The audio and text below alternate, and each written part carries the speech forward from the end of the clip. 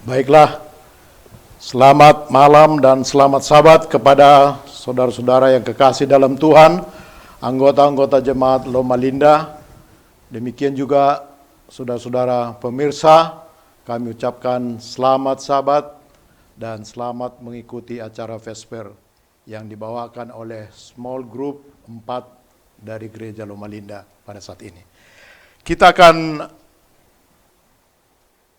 sebelum kita mulai, mari kita berdoa dalam hati kita masing-masing.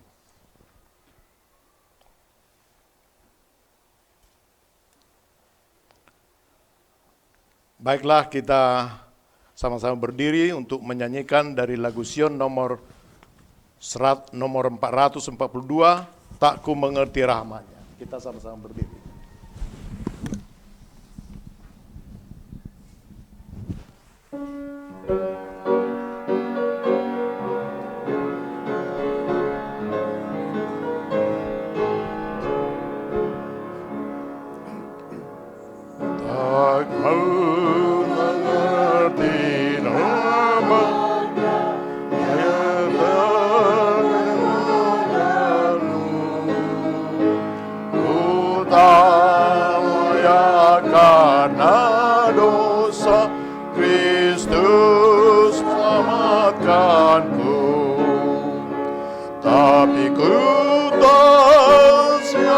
Dia yang ku percaya memimpin aku, padanya aku berjanji setia selama-lamanya.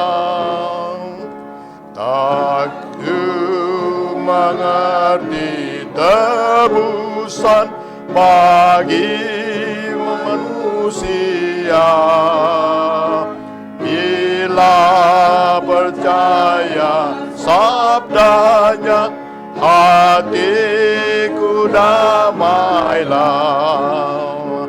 Tapi ku tahu yang percaya pemimpin aku, padanya aku berjanji setia selama-lamanya. Aku mengerti Allah yang menyatakan sah, dan Yesus dalam sabdanya, percayalah Dia. Tapi ku tahu siapa Dia yang ku percaya memimpin aku, padanya aku berjanji setia selama-lamanya.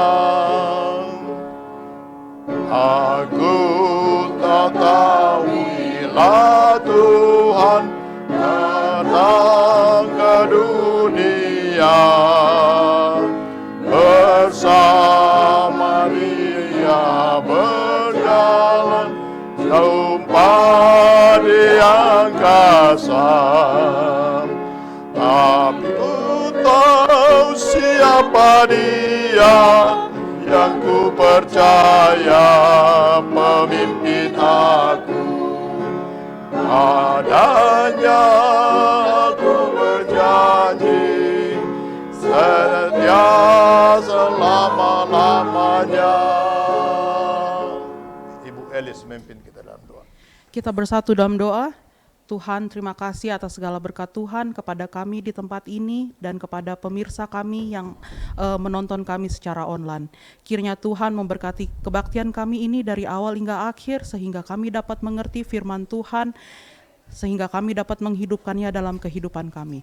Ampunilah segala dosa kami ini Tuhan, di dalam nama anak-Mu Yesus Kristus kami berdoa. Amin.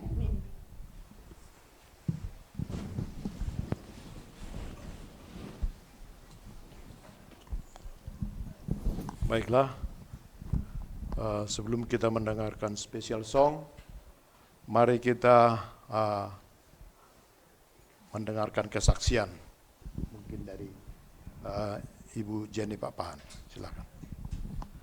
Selamat Sabat untuk kita semua, terlebih pada pemirsa yang ada di rumah. Saya bersyukur kepada Tuhan karena Tuhan memberikan kesempatan kepada saya untuk bersaksi pada malam Sabat ini, yang mana ada Ibu Linda, testimoni saya, dia bilang sama saya, "Kakak, boleh nggak testimoni?" Sehingga saya bertanya kepada dia, "Apa testimoni?" Ya gitu ya, karena datang dia jelaskan sama saya, "Tapi kakak sekali untuk berdoa ya," gitu.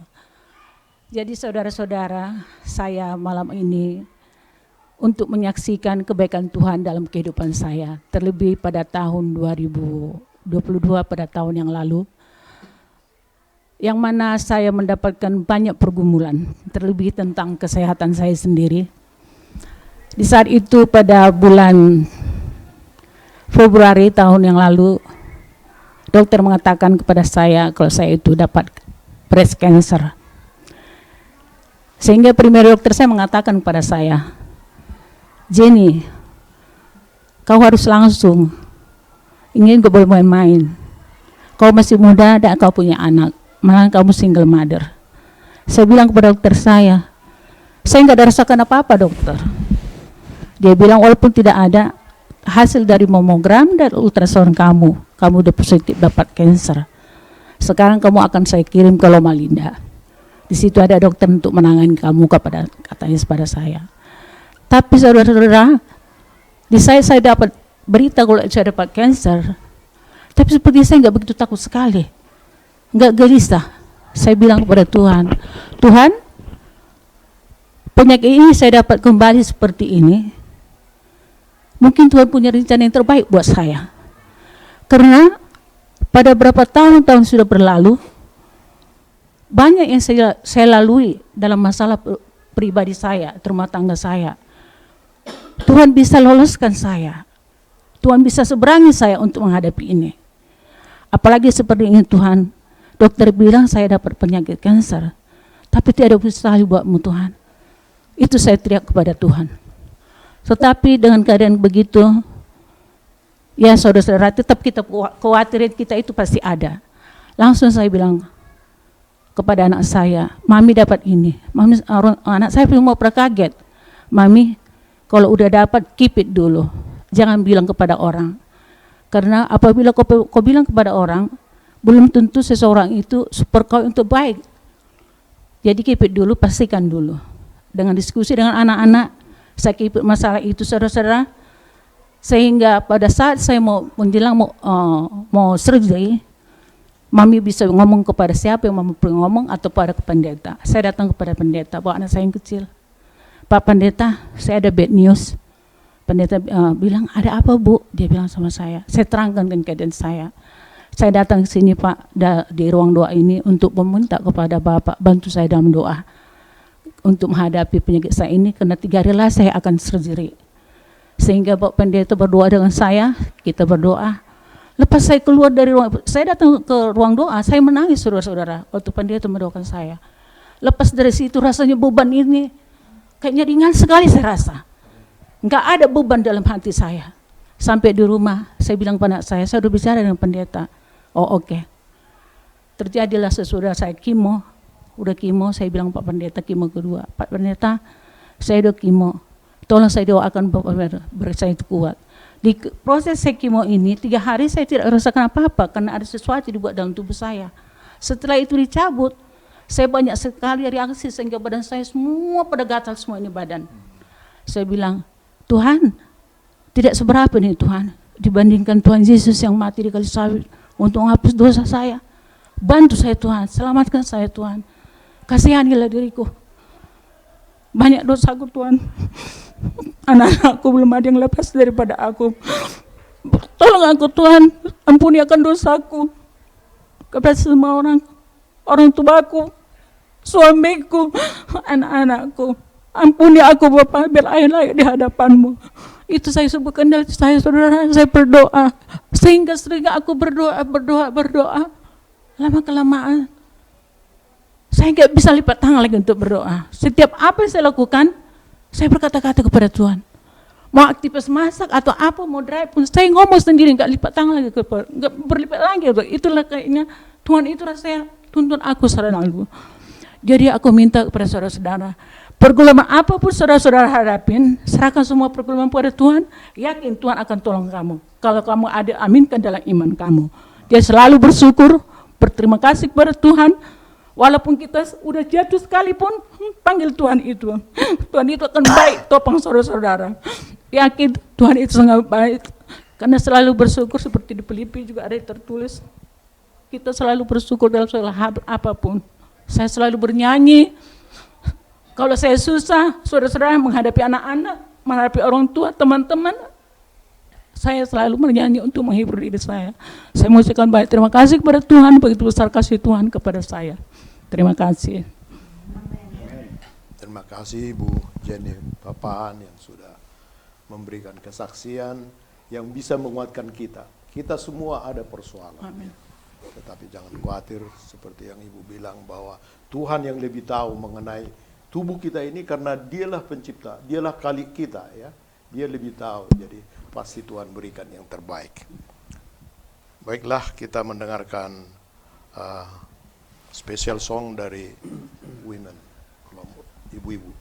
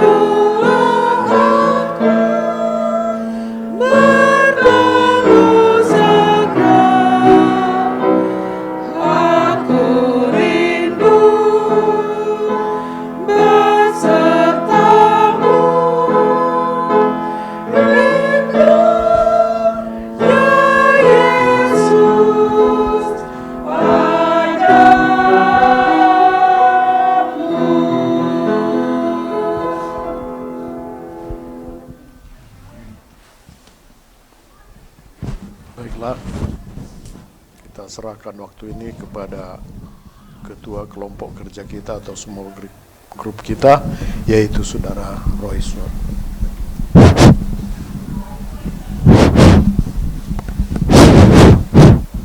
Oke, terima kasih kepada kita yang sudah hadir pada malam ini. Selamat malam saudara-saudara pemirsa, anggota keluarga Jemaat Loma Linda Indonesia Seventh Day Adventist. Malam ini ada kelompok kami, kelompok small group dari grup 4 akan berdiskusi yang judulnya kita sudah tahu bersama, di mana judul ini berjudul pengaruh-pengaruh rohani di rumah tangga. Sebelumnya terima kasih kepada anggota-anggota yang sudah hadir malam ini. Kita sangat senang sekali kita boleh berdiskusi ini mengenai rumah tangga, pengaruh kerohanian dalam rumah tangga. Sudah dalam pengembangan secara singkat saya akan setelah itu kita akan diskusikan. Kita tidak mengakui bahwa perkembangan dunia ini dengan teknologi yang semakin modern, penggunaan cellphone ini dapat mempengaruhi kerohanian dalam rumah tangga.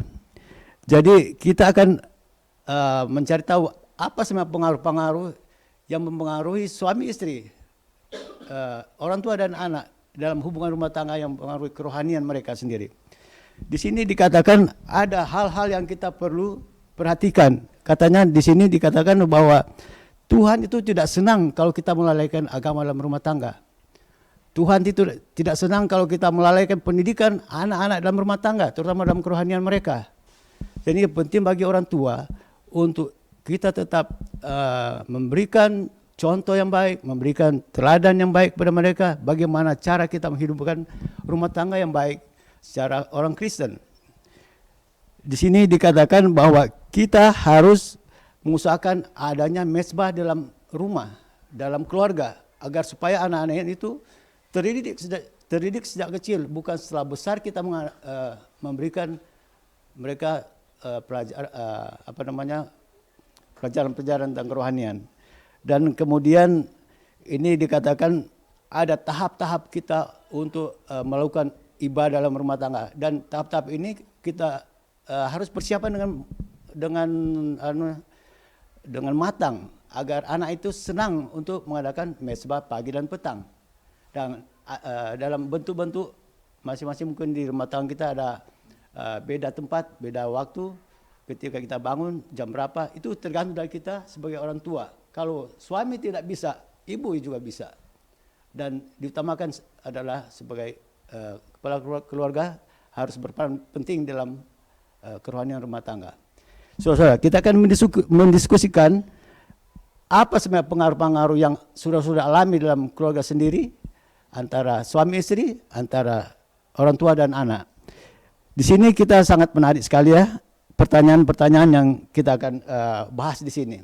Dan kita akan sama-sama memberikan ide atau pengalaman yang kita miliki, yang kita pernah alami dalam keluarga kita sendiri. Ada pertanyaan-pertanyaan sini mengenai pengaruh kerohanian dalam rumah tangga. Pertama itu adalah menurut saudara dan saudara-saudara yang ada di sini, ibu dan bapak yang ada di sini, menurut Anda seberapa besarkah pengaruh rohani dalam rumah tangga bagi seseorang? Pengaruh kerohanian rumah tangga bagi anak, bagi istri, bagi suami.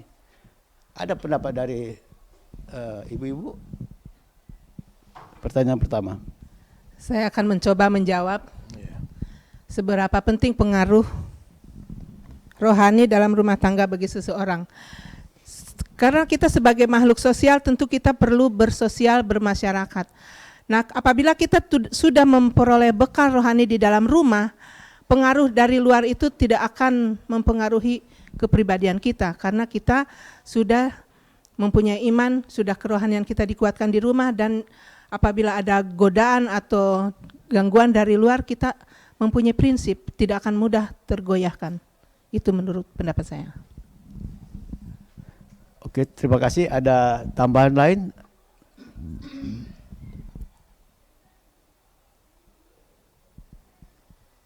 Gimana Bapak Setomorang untuk pertanyaan pertama?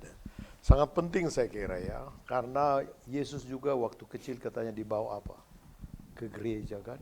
Ingat itu cerita dalam Alkitab yang sampai rupanya saking asiknya di Ka'bah waktu itu berdiskusi sampai Maria apa? Ketinggalan, oh di mana Yesus anaknya? Akhirnya apa? Mereka tahu bahwa dia sedang berbicara dengan apa? Imam-imam dan guru-guru agama pada saat itu. Jadi sangat penting saya kira kerohanian ini. Kita tahu manusia itu perlu seimbang dalam apa? Pikiran, jasmani, dan rohani. Kalaulah rohani ini jadi tidak seimbang karena keadaan dunia, ya, saya kira pasti anak kita itu nanti kalau sudah besar dia, ya, tidak tertarik lagi kepada apa? Hal-hal rohani. Karena dari kecil kita tidak membiasakan anak itu apa misbah keluarga, penunggu pagi dan penunggu sore. Nah, bagi kita yang di Amerika ini sekarang begitu sibuk ya. Bagaimana caranya? Nah, ini saya berikan kepada saudara-saudara, bagaimana caranya supaya tetap ada kebaktian di rumah. Apakah itu secara pribadi atau jadi terpisah? Bagaimana caranya kira-kira? Mungkin ada pendapat. Karena saya baru datang dari Indonesia nih, baru 8 tahun. Jadi yang penting saya kira menyempatkan waktu ya. Dia apa? Apakah karena beda waktunya, dia memberikan waktunya untuk berkomunikasi dengan Tuhan, berbakti. Kalaupun tidak bisa sama-sama karena beda jadwal kerja, ya. Ya, itu kalau saya pikir. Kecuali ada pendapat lain. Tadi dikatakan kalau misalnya Bapak tidak ada waktu atau waktunya berbeda, Ibu juga harus. Iya, Jadi jangan sampai memang betul-betul melalaikan. Tetapi itu harus ada.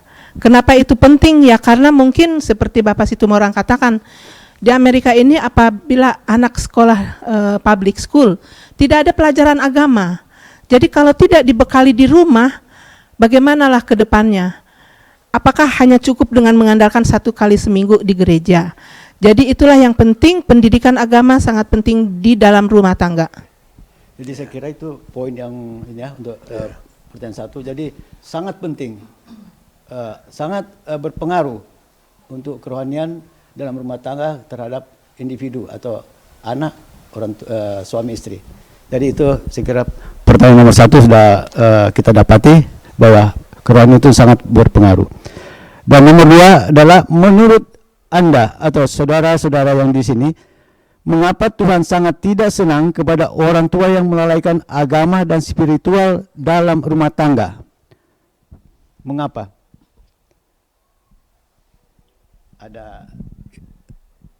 Ada tanggapan, Pak Sarabi?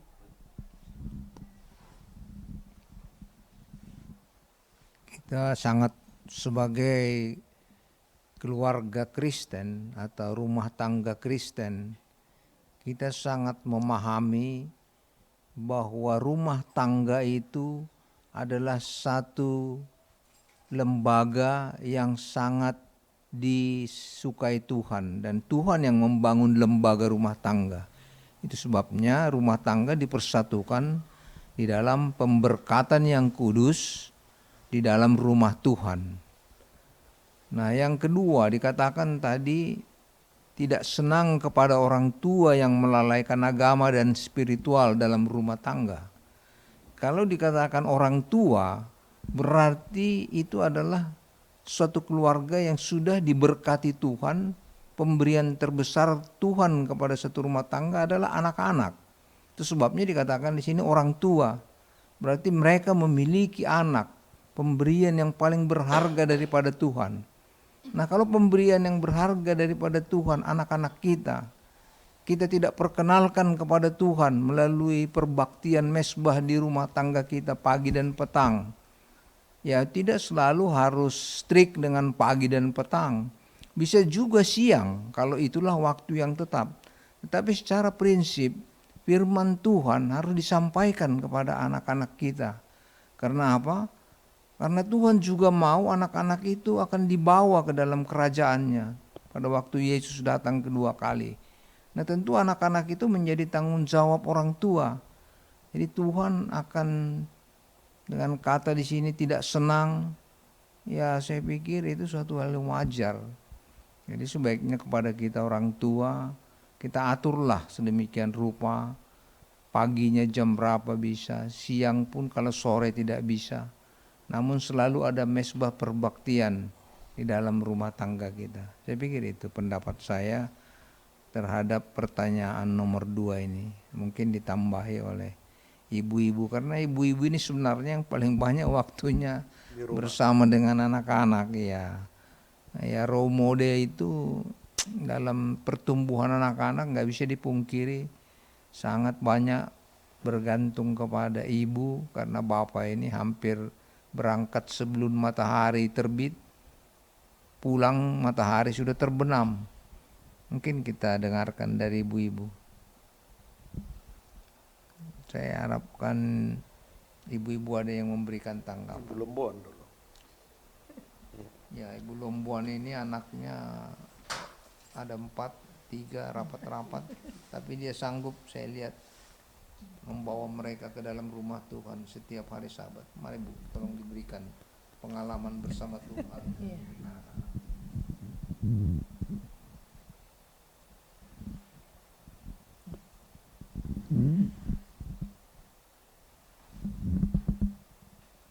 Kalau kuliah di dalam rumah tangga harus ada kerjasama dengan bapak-bapak juga. Kalau cuman ibu, kita mendidik anak itu rasanya pincang, harus kerjasama. Karena anak-anak ini menyontoh apa yang kita buat di rumah, apa yang kita lakukan, apa yang kita kerjain dengan kita suami istri, itu menjadi contoh untuk anak-anak kita di rumah. Jadi di Amerika ini harus ada kerjasama dengan suami dan istri. Kalau nggak ada kerjasama, mungkin anak kita akan hilang juga. Itu kalau menurut pendapatku. Mungkin saya menambahkan sedikit ya. Mengapa Tuhan sangat tidak senang kepada orang tua yang melalaikan agama? Kayaknya saya pernah mendengar bahwa orang tua itu adalah wakil Allah di dunia. Dan sebagai seorang bapak itu imam di dalam keluarga. Jadi sebagai seorang anak tentu dia harus menuruti imam, dan sebagai wakil Allah di dunia ini kita harus meniru dia. Nah, kalau misalnya di dalam rumah itu orang tua tidak sebagai contoh, anak-anaknya, anak-anak akan meniru orang tuanya. Jadi jangan hanya dengan kata-kata saja, tingkah laku kita itu juga akan menjadi teladan bagi anak-anak kita.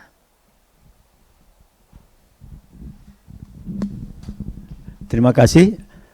Kalau saya melihat di sini dalam pertanyaan ini melalaikan agama, tidak senang pada orang tua.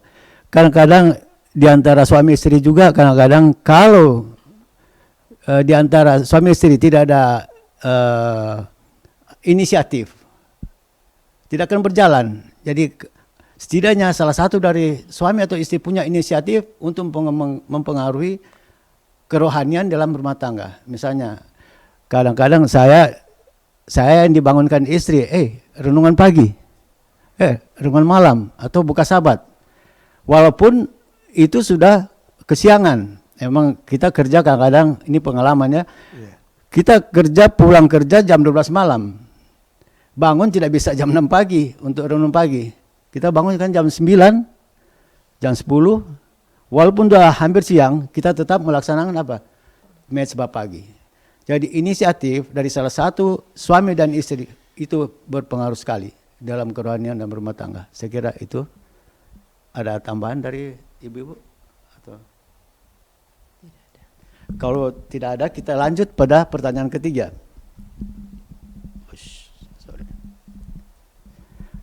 Pertanyaan ketiga, mengapa harus ada perbaktian pagi dan petang dalam rumah tangga kita? Mengapa? Saya kira kita punya pendapat masing-masing demi kerohanian kita dalam rumah tangga kita. Mengapa? Ini dari ibu.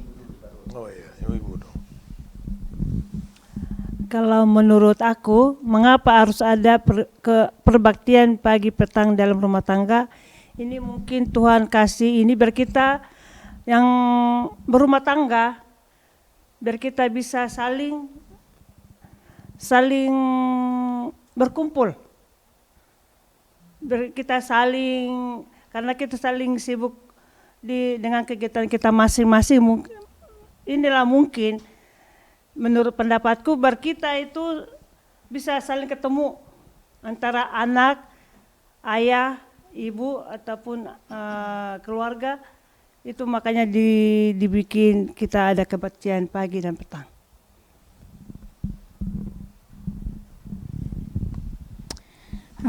Itu juga baik. Menurut saya juga ini memberikan contoh ya bagi kita untuk selalu memberikan ucapan syukur kepada Tuhan dan meminta bimbingan ya, karena kita kan setiap harinya itu kita bangun pagi, banyak orang tidak bisa bangun, kadang-kadang tidur keterusan. Jadi kita juga we don't know dalam waktu tidur terjadi apa-apa ya, kayak gempa bumi terjadi, segala macam lah cobaan. Jadi pas kita bangun pagi itu kita memberikan ucapan syukur kepada Tuhan yang melindungi kita. Dan begitu juga dengan pagi-pagi kita meminta bimbingan ya kepada Tuhan, karena banyak sekali aktivitas kita sehari-hari di dalam mengendarai mobil, di dalam bekerja, di dalam bersekolah. Jadi kita meminta bimbingan dan tuntunan Tuhan. Jadi pada pagi-pagi itulah sebelum kita memulai pekerjaan kita mengajarkan ke anak kita untuk selalu meminta bimbingan kepada Tuhan. Begitu juga dengan closing sore worship malam, kita juga dengan bimbingan Tuhan dan pertolongan Tuhan sepanjang hari yang Tuhan telah bimbing kita atau lindungin kita, di situ juga adalah waktunya kita untuk mengucap syukur. Jadi kita juga belajar untuk appreciate sepanjang hari bahwa Tuhan itu melindungi kita.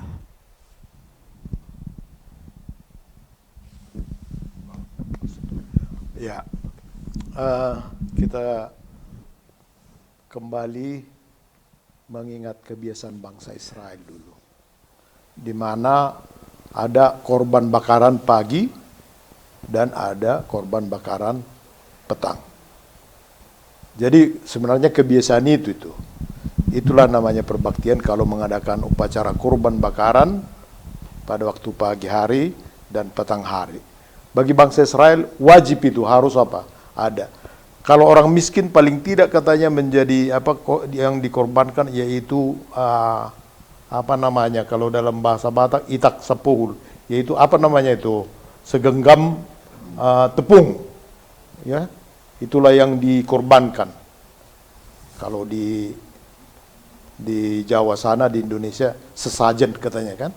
Nah, jadi ada yang dikorbankan pada saat itu pada pagi hari dan sore hari. Nah, itulah merupakan kebaktian pada saat itu.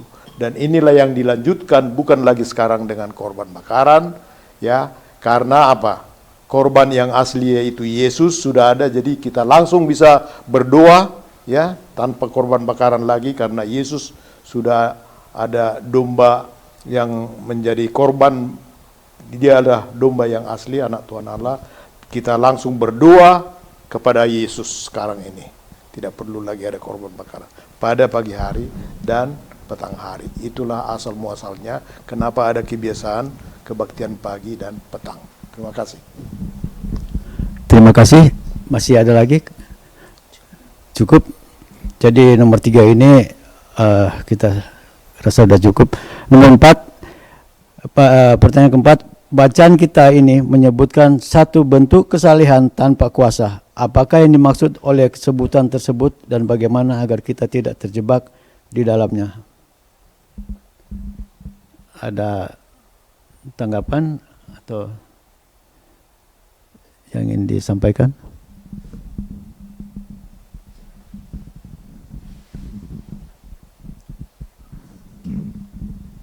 Bentuk kesalehan tanpa kuasa.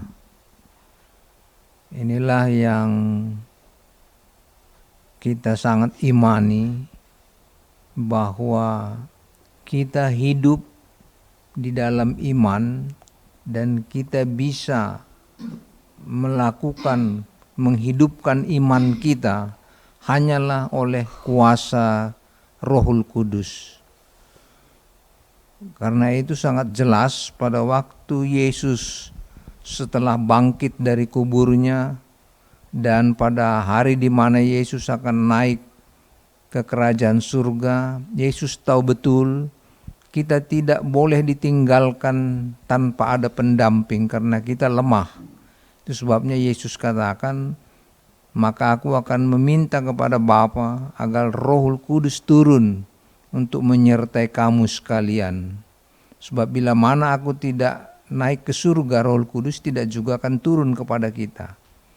Nah, kesalehan tanpa kuasa ini adalah satu situasi di mana kita tidak bisa berbuat apa-apa untuk menjadi saksi Tuhan. Karena tanpa kuasa Roh Kudus, kita tidak bisa menjadi saksi-saksi yang hidup. Banyak mungkin kita kelihatan seperti yang dikatakan dalam buku Injil.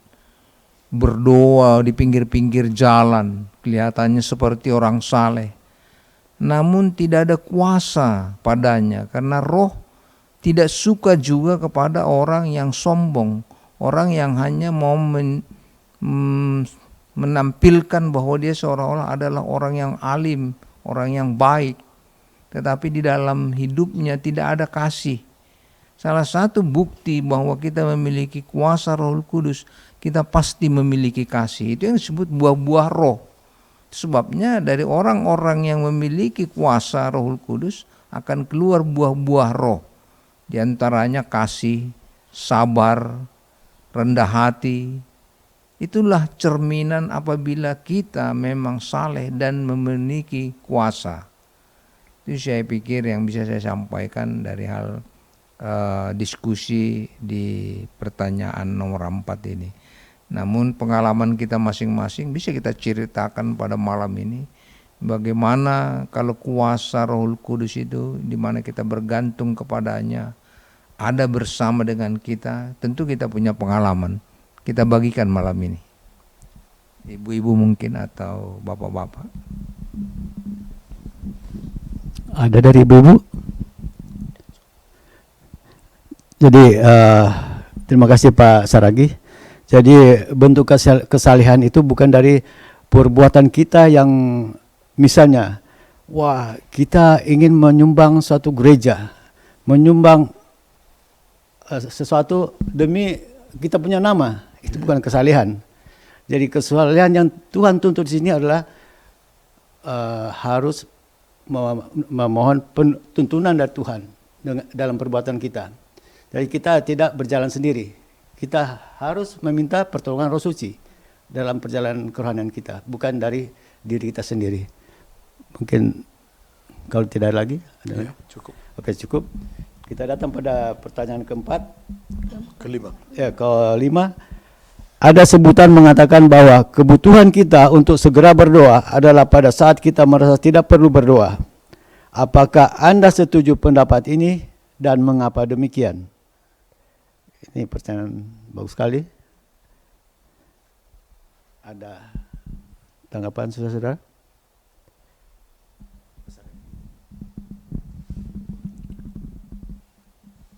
Situasi kita pada waktu kita merasa dikatakan di sini kebutuhan kita berdoa sudah tidak ada lagi, dan pada itulah sebetulnya kita perlu berdoa. Apa arti berdoa? Berdoa adalah kita mengambil waktu berbicara kepada Tuhan. Berbicara dengan Tuhan, ya banyak hal yang kita mau sampaikan. Salah satunya tentu rasa syukur, ucapan syukur. Mengapa kita bersyukur? Karena kita merasa kita hidup sampai hari di mana kita berdoa, kita melalui hari-hari kemarin kita sampai tiba waktu tadi kita lupa berdoa dan kita perlu berdoa. Itulah kita merasa bahwa ada Tuhan yang menolong kita. Itu buktinya. Nah, kalau kita merasa tidak perlu berdoa, mengapa di situ jadi perlu berdoa? Karena situasi kita sudah sangat berbahaya, kita terancam bahwa kita sudah melupakan Tuhan. Sebab dikatakan pada waktu kita melupakan Tuhan, maka iblis seperti singa yang mengaum-ngaum akan memangsa kita. Kita tidak bisa memiliki kemampuan sendiri untuk melawan keinginan-keinginan jahat iblis, keinginan-keinginan jahat tubuh yang berdosa ini tanpa bersama Tuhan. Nah, bagaimana kita bisa bersama dengan Tuhan kalau kita tidak berbicara kepada Tuhan melalui doa? Dan kita merasa ada keperluan kita dari Tuhan yang dapat melepaskan kita. Nah, kita merasa perlu, tentu jadi kita berdoa. Nah, pada waktu kita mulai lalai berdoa, disitulah sebenarnya kita harus segera bersikap untuk memiliki waktu berdoa kepada Tuhan, berhubungan dengan Tuhan. Pikir itu dari saya, ditambah dengan saudara-saudara kita yang lain. Saya ingin menambahkan penjelasan dari Bapak Saragih, tapi mungkin sedikit berbeda ya. Ada seorang anak kecil di dalam rumah, dia diajarkan oleh orang tuanya sebelum makan harus berdoa dulu. Jadi dia secara otomatis setiap mau makan berdoa. Setiap mau makan berdoa, dia kayak udah terbiasa. Satu kali anak kecil ini dikejar anjing. Dia berlari sekuat tenaga, dia akan meminta tolong kepada Tuhan. Tetapi dia tidak tahu apa yang harus dia doakan. Tuhan berkati makanan ini katanya. Dan anjing itu menghindar. Jadi dipikir doa itu seperti Bapak Saragih tadi katakan berhubungan dengan Tuhan. Dia minta tolong. Tetapi apa yang dia serukan dia nggak tahu. Jadi yang dia tahu dari rumah lah yang dia bawakan itu. Jadi mungkin secara tidak langsung kalau kita sudah terbiasa, kita sudah berdoa di rumah, apabila ada dalam keadaan terdesak mungkin jadi bukan hal itu yang perlu didoakan. Doa apa saja itulah sekiranya. Yang penting ada hubungannya dengan Tuhan. Tuhan pasti menolong dan melepaskan kita. Mungkin itu. Terima kasih. Masih ada lagi? Ya, Pak jadi Semurak. Berdoa pada waktu murid-murid itu mengadakan tanda mukjizat ya, sampai bisa mengusir setan. Dikatakan memang itu bukan hal yang gampang. Itu harus dilakukan dengan doa dan berpuasa. Jadi saya tambahkan ini saudara-saudaraku. Mari kita berdoa dan berpuasa. Saya lihat puasa ini sangat banyak juga manfaatnya ya, untuk kesehatan kita ya.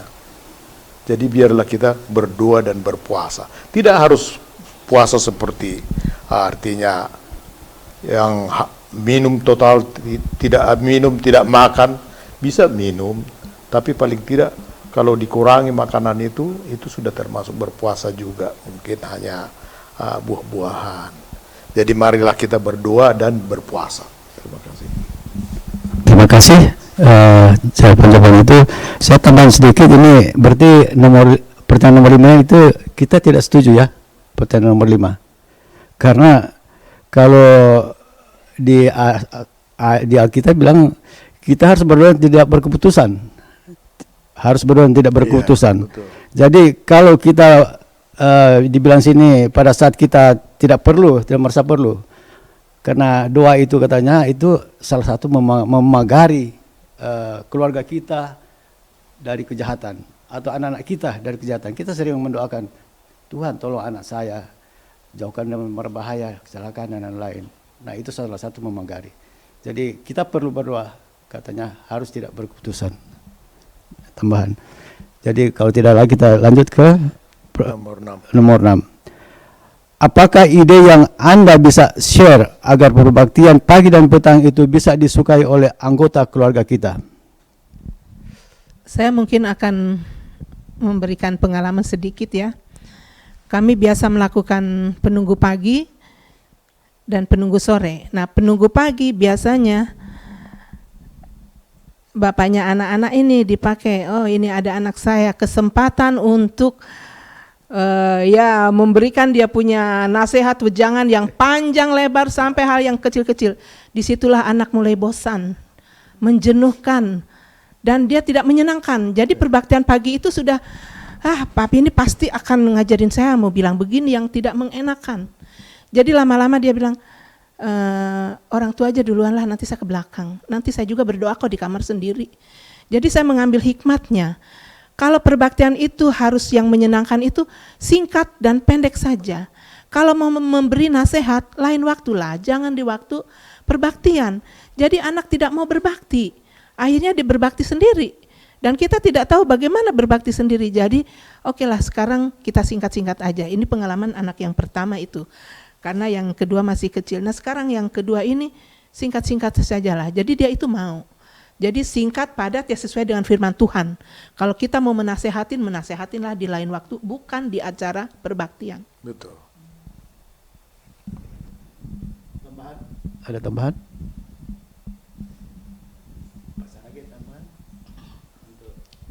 Linda. Di sini dikatakan juga kita bisa bikin variasi. Mungkin dari pertanyaan-pertanyaan dari Alkitab atau lagu-lagu yang mungkin ke anak-anak suka. Dan juga di sini dibilang juga dilibatkanlah anak-anak ya, mungkin disuruh pilihlah anak-anak mau lagu yang apa gitu, tapi yang sesuai dengan pelajaran atau yang di Alkitab. Begitu juga di sini doa. Di doa juga di sini dibilang harus tidak, basically nggak boleh bertele-tele ya, harus yang singkat dan tegas dan jelas.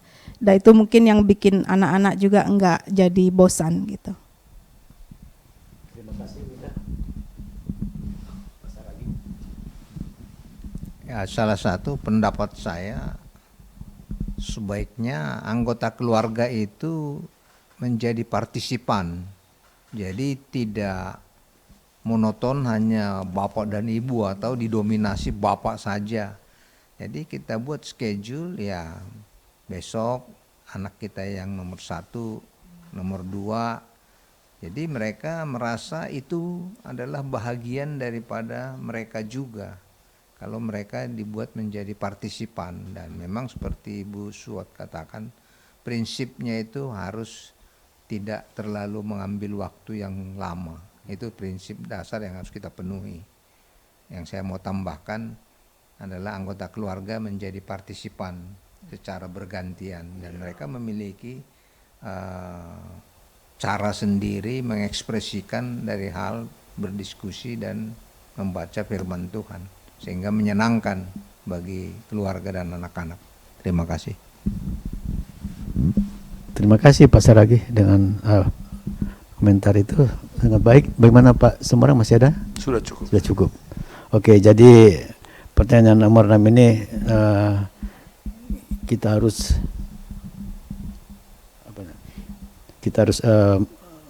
lakukan perbaktiannya pagi dan petang. Jadi nomor 7, pertanyaannya, hal-hal apa yang perlu dihindarkan agar perbaktian kita menjadi berkat dan kegembiraan bagi anggota keluarga kita? Saya rasa hampir sama dengan Iya, yang keenam. sama ya? Iya, Iya, dihindari yang membosankan. hindarin yang membosankan. Jadi kita harus mempersiapkan dengan menarik ya dalam perbaktian dalam rumah tangga. Oke, kita datang pada pertanyaan yang terakhir. Nomor 8, hal apa lagikah yang Anda mau tambahkan dari pelajaran kita malam ini? Ada hal yang kita mau tambahkan dalam pengalaman kehidupan keluarga kita masing-masing dari ibu-ibu?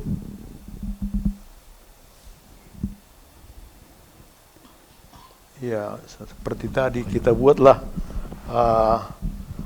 ya, bapak dan ibu itu harus menjadi contoh model ya.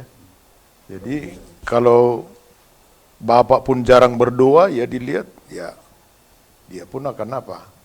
Ingat itu nanti kalau dia dari kecil dia lihat jarang bapaknya berdoa, hanya ibunya, ya akhirnya dia tiru begitu kan. Jadi marilah kita buat bapak dan ibu itu menjadi teladan yang bisa dilihat atau ditiru oleh anak-anaknya. Saya datang dari keluarga sederhana sekali, bahkan bapak saya pun belajar membaca dulu. Tapi karena rutin mereka penunggu pagi, penunggu sore, walaupun waktu kita diajak itu kalau udah malam udah sambil ngantuk, tapi apa? karena rutin. Jadi itu yang kita ingat setelah kita berkeluarga lagi, mulai berumah tangga, harus ada rupanya penunggu pagi, harus ada rupanya penunggu sore. Jadi kita lakukanlah walaupun namanya baru menikah kan, masih canggung-canggung, tapi kita adakan penunggu pagi dan penunggu sore itu karena kita tiru dari apa yang dibuat oleh orang tua kita.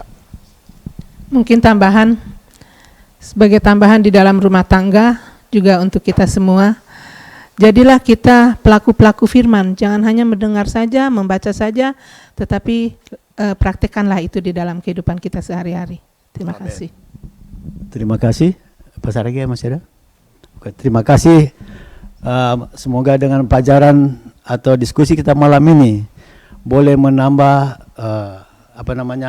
semangat kita dalam rumah tangga untuk menguatkan iman kita mulai mesbah pagi, mesbah sore, karena kita lihat anak-anak sekarang terpengaruh dengan keadaan luar, sehingga kadang-kadang di rumah tangga kita anak-anak tidak sopan terhadap orang tua, malah mereka memberontak.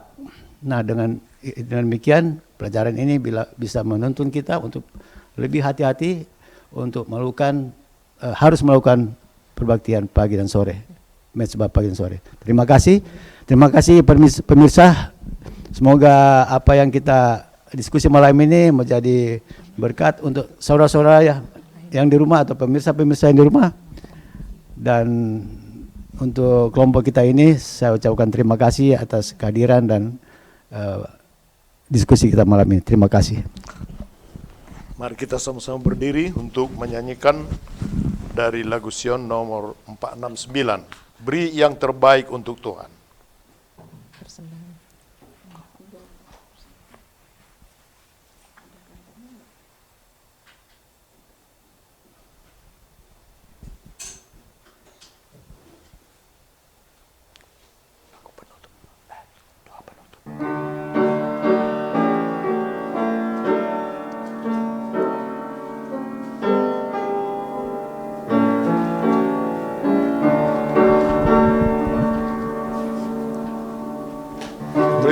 Yang terbaik untuk Tuhan,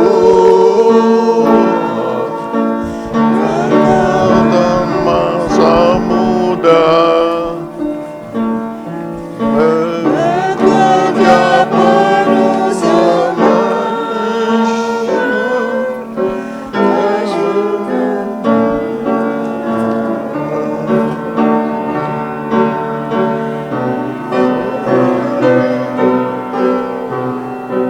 gantilah ya.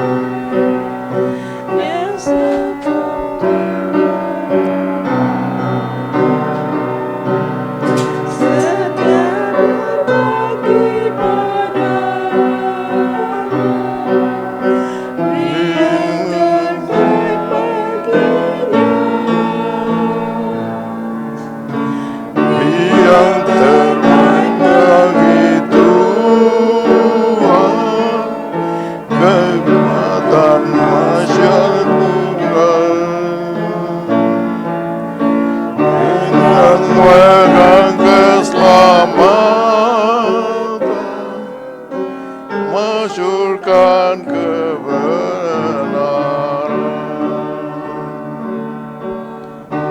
yang terbaik untuk Tuhan, urutin kekuatanmu, serahkan segenap hidupmu, melayani Tuhanmu.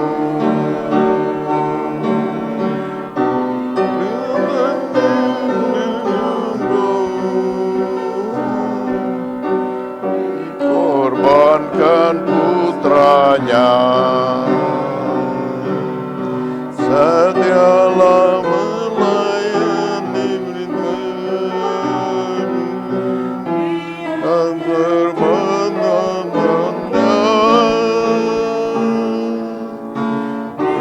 yang terbaik untuk Tuhan.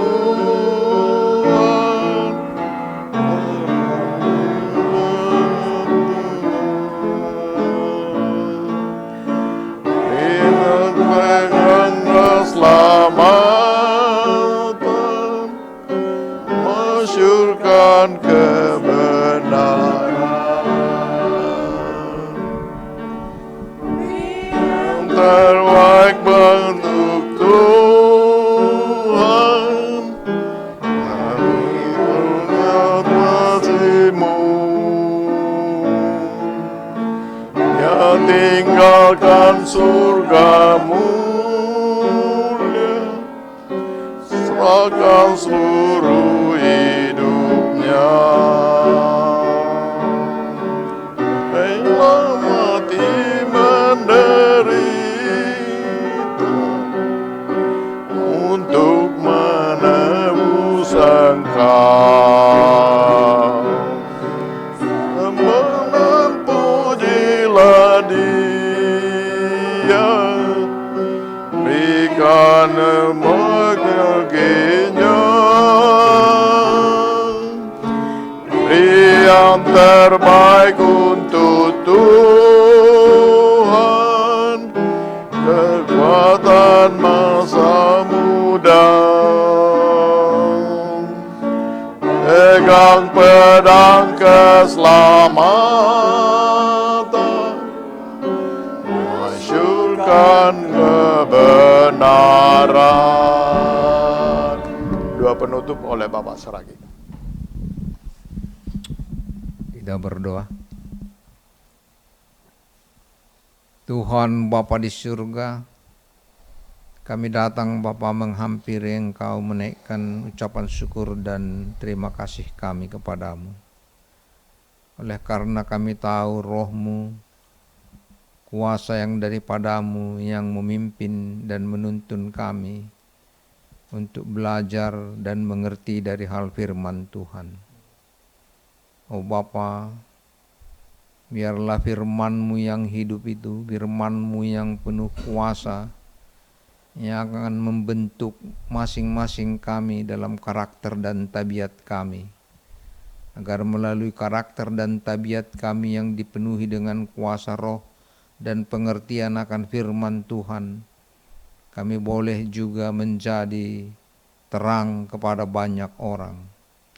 Biarlah kebenaran-Mu hidup di dalam kehidupan kami, dalam setiap perkataan, dalam setiap kami berpikir, dan dalam setiap perbuatan hidup kami.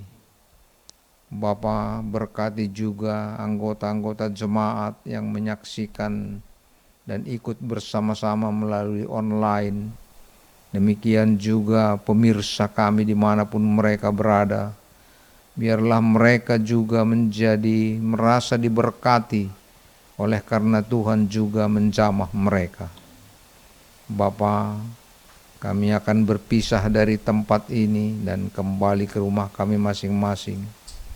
Tibakan kami dengan tiada kurang suatu apapun di rumah kami. Sepanjang malam Sabat ini, Tuhan memberkati tidur istirahat kami dan pemirsa kami dimanapun mereka berada. Demikian juga anggota-anggota Jemaat Loma Linda. Pertemukan kami Bapa besok di dalam rumah Tuhan, untuk memuji memuliakan Engkau dan memeliharakan hari kudus Tuhan, hari Sabat yang Tuhan telah kuduskan bagi kami manusia ciptaan ini. Ampuni kami Bapa dari segala dosa dan pelanggaran kami. Oleh karena kami memohon hanya di dalam nama Anak-Mu Yesus Kristus, Tuhan Juru Selamat dan Penebus kami. Amin. Amin. Kebaktian kita berakhir sampai di sini. Kami ucapkan selamat malam, sampai bertemu besok hari di jemaat di Gereja Loma Linda. Kita ucapkan selamat Sabat 3 kali dan Tuhan memberkati terakhir. Selamat Sabat, selamat Sabat, selamat Sabat, Tuhan memberkati.